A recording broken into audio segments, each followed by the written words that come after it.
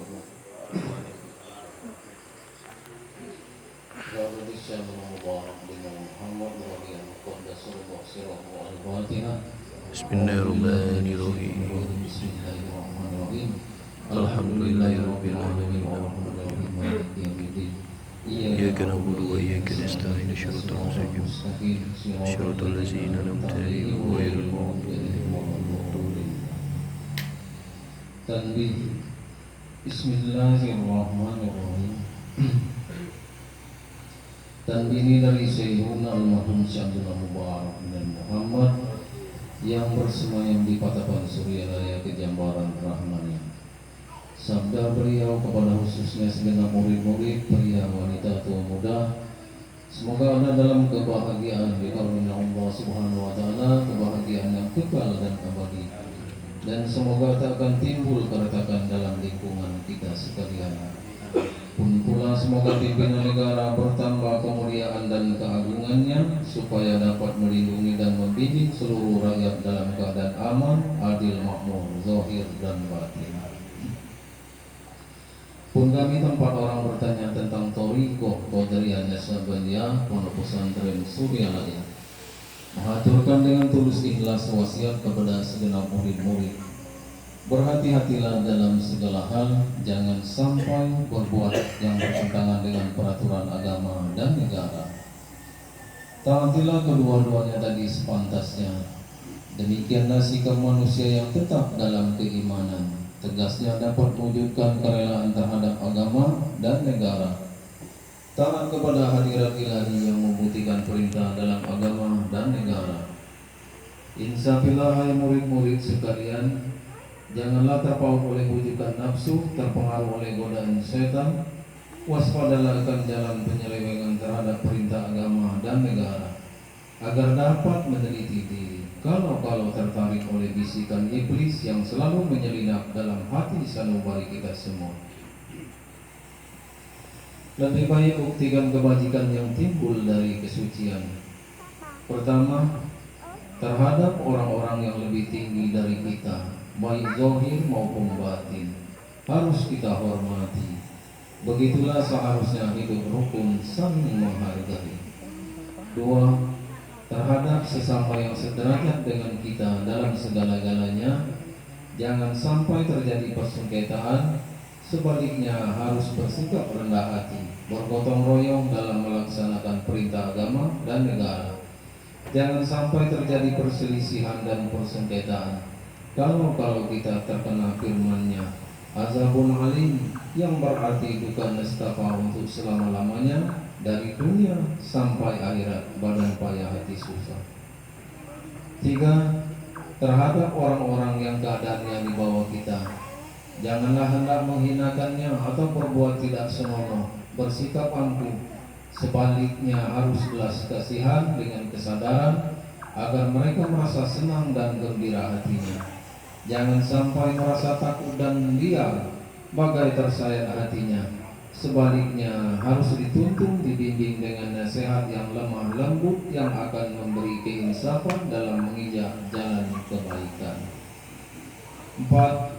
Terhadap fakir miskin, harus kasih sayang, ramah tamah serta bermanis budi, bersikap murah tangan, mencerminkan bahwa hati kita sadar. Coba rasakan diri kita pribadi, betapa pedihnya jika dalam keadaan kekurangan. Oleh karena itu janganlah acuh tak acuh, hanya diri sendirilah yang senang.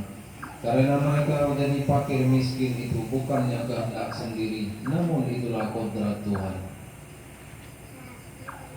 Demikianlah sesungguhnya sikap manusia yang penuh kesadaran, meskipun terhadap orang-orang asing, karena mereka itu masih keturunan Nabi Adam alaihissalam. Mengingat ayat 70 surat Al-Isra yang artinya, sangat kami muliakan keturunan Adam, dan kami sebarkan segala yang berada di darat dan di lautan. Kami berikan mereka rezeki yang baik-baik, dan kami juga mengutamakan mereka lebih utama dari makhluk lainnya. Kesimpulan dari ayat ini, bahwa kita sekalian seharusnya saling harga menghargai, jangan timbul kekecewaan, mengingat surat Al-Maidah yang artinya, Hendaklah tolong-menolong dengan sesama dalam melaksanakan kebajikan dan ketakwaan dengan sungguh-sungguh terhadap agama dan negara.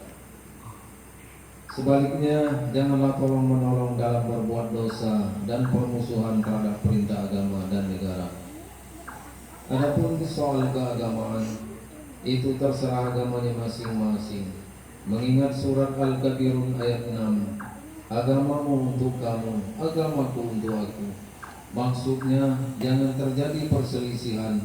Wajiblah kita hidup rukun dan damai, saling harga menghargai, tetapi janganlah sekali-kali ikut campur. Cobalah renungkan pepatah leluhur kita. Hendaklah kita bersikap budiman, tertib dan damai. Andaikan tidak demikian, pasti sesal dahulu pendapatan, sesal kemudian tak berguna. Karena yang menyebabkan penderitaan diri pribadi itu adalah akibat dari amal perbuatan diri sendiri. Dalam surat An-Nahl ayat 112 diterangkan bahwa Tuhan Yang Maha Esa telah memberikan contoh, yakni tempat maupun kampung, desa maupun negara yang dahulunya aman dan tentram, gemaripah loh jinawi. Namun penghuninya mengingkari nikmat-nikmat Allah, maka lalu berkecamuklah bencana kelaparan, penderitaan dan ketakutan yang disebabkan sikap dan perbuatan mereka sendiri. Oleh karena demikian, hendaklah segenap murid-murid bertindak teliti dalam segala jalan yang ditempuh, guna kebaikan zahir, batin, dunia maupun akhirat, supaya hati tentram, jasad nyaman.